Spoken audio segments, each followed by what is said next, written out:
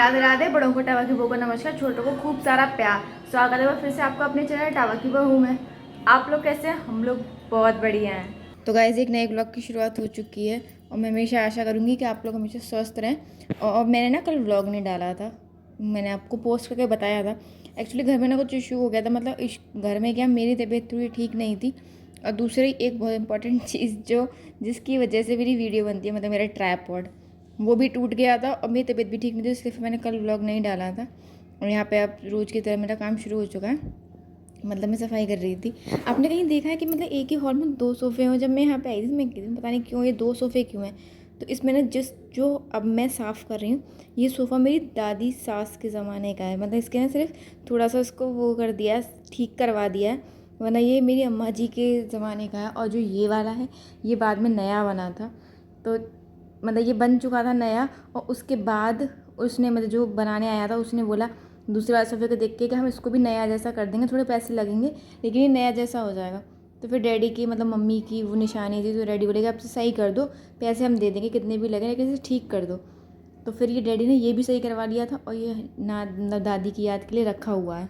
Daddy को ना आदत है मतलब बड़े बड़ों की चीज़ रखने की, क्योंकि हमारे घर में ना एक लहंगा है, वो जैसे पहले नहीं चलते थे, वो राजस्थानी पहनते थे, छोटे छोटे मतलब नीज तक जो लहंगा होता है, वो लहंगा है। तो मैंने ना उसे देखा, मतलब वो बहुत ही ख़राब हालत में, थोड़ा सा फटा हुआ भी है, लेकिन उसे देख के पता चल रहा था कि मतलब वो बहुत पुराना है।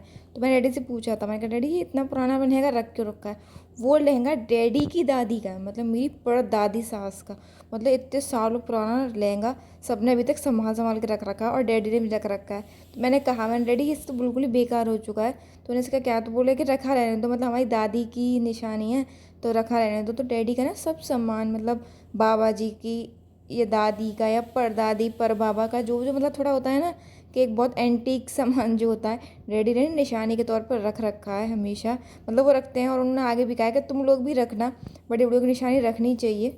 और यहाँ पे ये बनना था हलवा, जैसा आपको पता है कि मैं भोग लगाती हूँ हलवे का, तो ये मैं हलवा बना रही थी यहाँ पे। किस किस को सूजी का हलवा अच्छा लगता है? वैसे मतलब मुझे सूजी का हलवा ज़्यादा अच्छा लगता है, लेकिन यहाँ पे सब लोग ना आटे का हलवा मतलब ज़्यादा खाते हैं।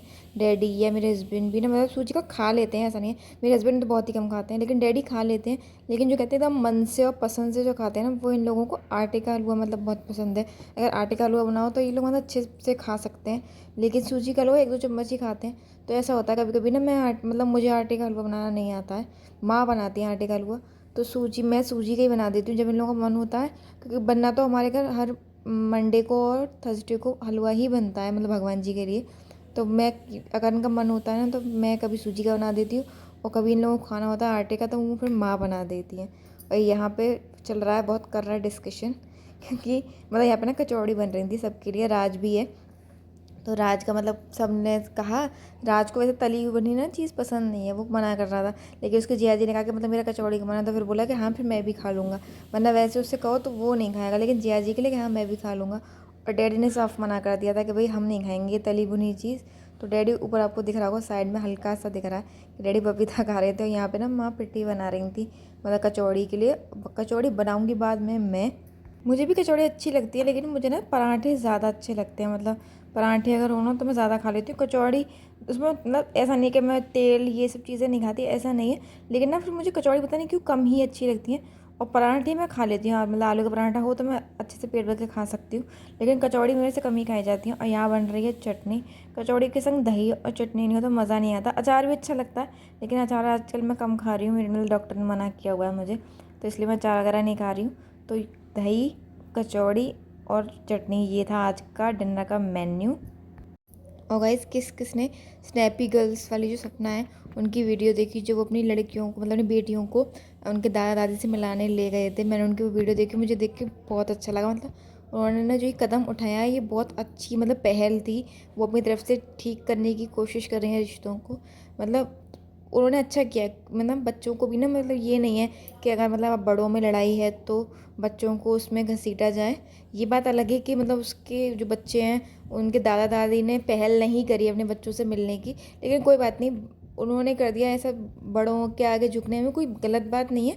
अगर आप, ऐसा नहीं है कि बड़ों के आगे झुकोगे तो छोटे बन जाओगे, लेकिन अब ऐसा है कि अगर पहल सपना ने करी है तो फिर आगे वो लोग भी एक कदम बढ़ाएं सपना की तरफ, तो ये ठीक रहेगा। लेकिन सिर्फ वो ये सोचें कि अगर वो छोटी है तो सपना ही बार बार उन्हें लेके जाए तो फिर ये गलत हो जाएगा। सब सपना लेके आ गई थी उन्हें एक बार, उन्हें घुमाने लाई है, तो ऐसा भी हो सकता है कि आप एक बार ना उसके दादा दादी चले जाएं उससे मिलने बच्चों से ना, तो उनको भी अच्छा लगेगा और सपना को भी लगेगा कि हाँ मतलब वो लोग मुझे अपना रहे हैं, अपना मानते हैं, तो वो लोग आ रहे हैं। वरना एक तरफ से वो मतलब बार बार कब तक करते रहेगी ना, फिर ये भी अच्छा नहीं लगेगा कि बार बार सपना ही जाए, तो फिर लोग ये भी कहने लगेंगे कि वो ज़मीन के लिए दोबारा लौट के जा रही है। अब आदमी ना दोनों तरफ से फंस जाएगा, ना तो वो इस तरफ से खुश है और ना वो इस तरफ से खुश है। सपना कुछ भी करे लोग ट्रोल तो करने ही है, और सपना के लिए नहीं, ऐसे हर ब्लॉगर के लिए, मतलब कोई कुछ भी करे तो वो दोनों तरफ से ट्रोल होता है। जैसे अब अंशु था, मतलब जो मैंने बताया था वो सब सचिन और मनीषा वाली जो अंशु हैं जिनकी नंद की डेथ हुई थी, मैंने वीडियो भी बनाई थी उनके ऊपर। उनका ये है कि मतलब अब वो एक अच्छे कॉज के लिए वीडियो बना रही हैं कि मतलब अपनी नंद को इंसाफ दिलाना चाह रही है कि उनका मर्डर हुआ है, तो वो कर रही है। अब उसमें भी ना कुछ लोगों ने कमेंट करना शुरू किया है कि मतलब आप इस चीज़ में क्यों गाइस देखिए, थोड़ा सा छोटा सा चूहा ना क्या क्या कर सकता है गाड़ी में। देखिए ये ना हमारी इसने गाड़ी काट दी है पूरी, ये काट दिया है इधर ना ये बोनट का, और ये देखिए ये जो ये पूरा हिस्सा है ना, ये देखिए ये भी काट के रख दिया उसने ना पूरा। मतलब उस तरह कितनी प्लास्टिक इतनी टाइट है, पता नहीं कैसे काट पाया है वो। क्या हुआ? ये देखिए इधर उस चूहे ने ना पूरी गाड़ी काट दी है। मतलब ये आपको दिख रहा होगा, ये ना पैसेंजर जो सीट होती है उसके साइड वाले मतलब जो जगह होती है उसमें उसने ना इतना बड़ा छेद किया हुआ था, मतलब इतना कूड़ा निकला इसमें। और पीछे बैक सीट जो होती है उसकी पूरी, मतलब हम लोगों ने ना डिग्गी में से देखा, उसने मतलब ये लेके गए थे तो उसने गाड़ी पूरी खोली थी, तो डिग्गी की पूरी सीट नीचे से उसने ना चबा रखी थी। मतलब इतना नुकसान हुआ हमारी गाड़ी में।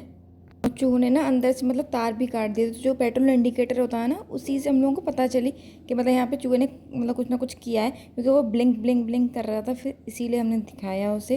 और यहाँ पे ये रात जा रहा है लौट के घर। तो मैं ना उससे मतलब कुछ मस्ती कर रही थी और साइड में बेटू ने शुरू कर दिया था रोना, क्योंकि आपको सबको पता है, मैंने पहले ही बताया कि वो रात से बहुत ज़्यादा लगाव है उससे, और वो ज़्यादा तो बहुत रो रही थी आज तक। चलिए गाइस, आपने वीडियो देखी होगी, आपको वीडियो कैसी लगी ज़रूर कमेंट में बताइएगा। चलिए अब इस वीडियो को यहीं तक रखते हैं। अगर आपको मेरी वीडियो अच्छी लगी हो तो इसे लाइक कीजिएगा, चैनल को सब्सक्राइब कीजिएगा और एक कमेंट जरूर कीजिएगा। तो मिलते हैं अगले ब्लॉग में, तब तक के लिए नमस्कार।